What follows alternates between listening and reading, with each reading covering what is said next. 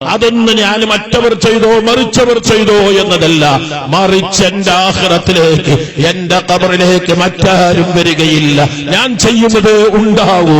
എനിക്ക് ഖുർആൻ ഓതാൻ കഴിയണം, എനിക്ക് പള്ളിയിൽ ഈ റമദാൻ 30 ദിവസവും തസ്ബീഹ് നിസ്കരിക്കണം.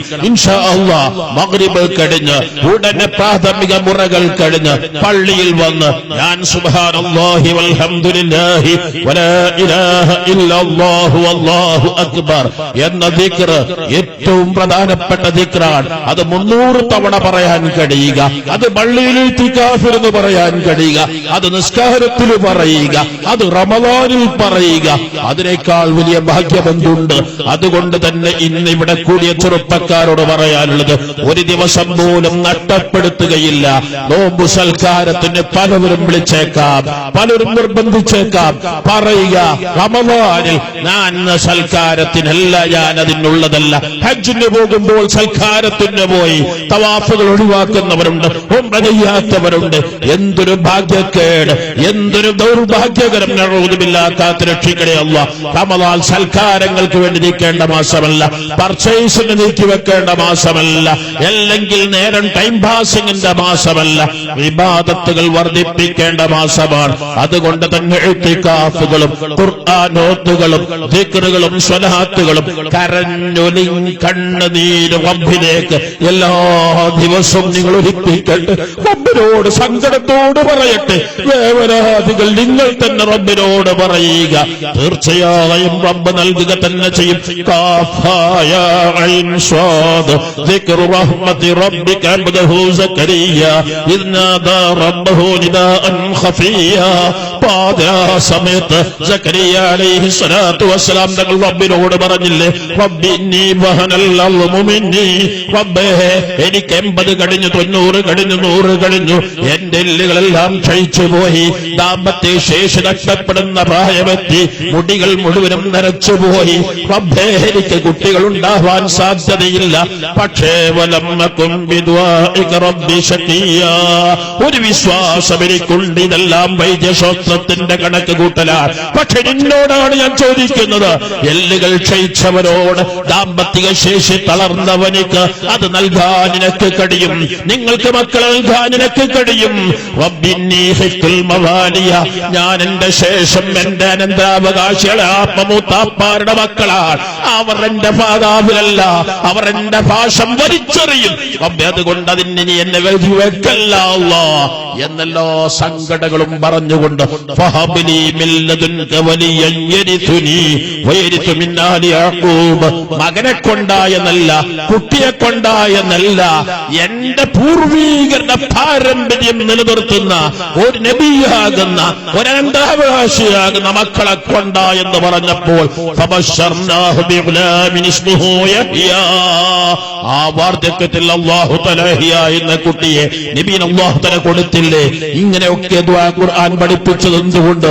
നമുക്കും ഇതേ ശൈലിയിൽ റബ്ബിനോട് പറയണം. പച്ച മലയാളത്തിൽ പറയുക, റബ്ബേ, ഞാൻ 38കാരനാണ്. റബ്ബേ, ഞാൻ പലതും പഠിച്ചിട്ടുണ്ട്, എനിക്ക് വിദ്യാഭ്യാസമില്ല, അല്ലെങ്കിൽ വിദ്യാഭ്യാസമുണ്ട്, എനിക്ക് തൊഴിൽ ലഭിച്ചിട്ടില്ല. ഈ റമദാൻ കഴിയുമ്പോഴേക്ക് എനിക്ക് നല്ലൊരു തൊഴിൽ വേണം.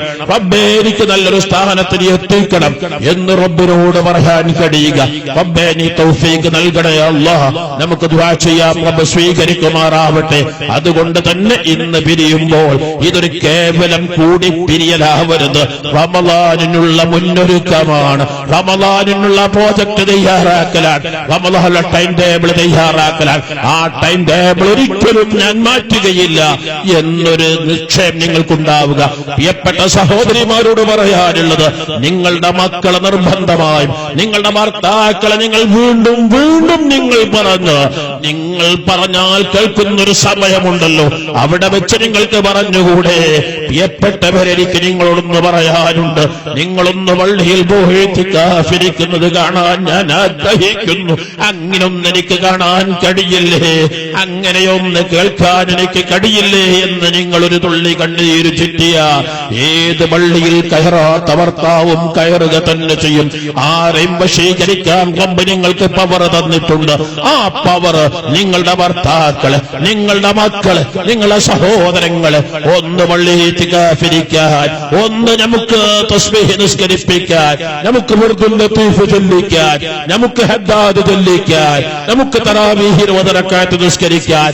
നിങ്ങളതൊന്നും മക്കളോട് ചോദിക്കുക, മകനെ ഇന്ന് വിർദുൽ ലത്തീഫിൽ എത്തിയോ, ഇന്ന് വിർദുൽ ലത്തീഫിൽ എത്തിയോ ഉമ്മമാർ?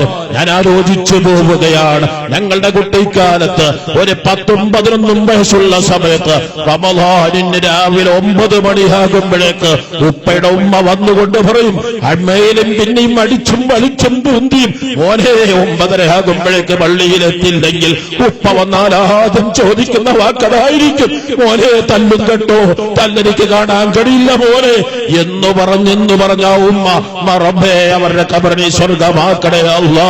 അതുപോലെ എന്റെ പ്രിയപ്പെട്ട സഹോദരിമാർ, നിങ്ങളുടെ മക്കളെയും നിങ്ങളുടെ ഭർത്താക്കളെയും നിർബന്ധമായും നിങ്ങൾ വീണ്ടും വീണ്ടും പറഞ്ഞ്, മോനെ നീ വിർദുൽ ലത്തീഫിലെത്തിയോ, മകനെ നീ ഹദ്ദാദിലെത്തിയോ, മകനെ ഇന്നത്തെ തസ്ബീഹ് നിസ്കാരത്തിന് കൂടിയോ, മകനെ ഇന്ന് എന്താണ് നീ പള്ളിയിൽ നിന്ന് കേട്ട ഉപദേശം, അതൊന്നും എനിക്ക് പറഞ്ഞു തരണമെന്ന് പറഞ്ഞ് മക്കളോട് ശ്രദ്ധിക്കാൻ ഉപദേശം നൽകി നമ്മുടെ മക്കളെ വളർത്തിയെടുക്കുക.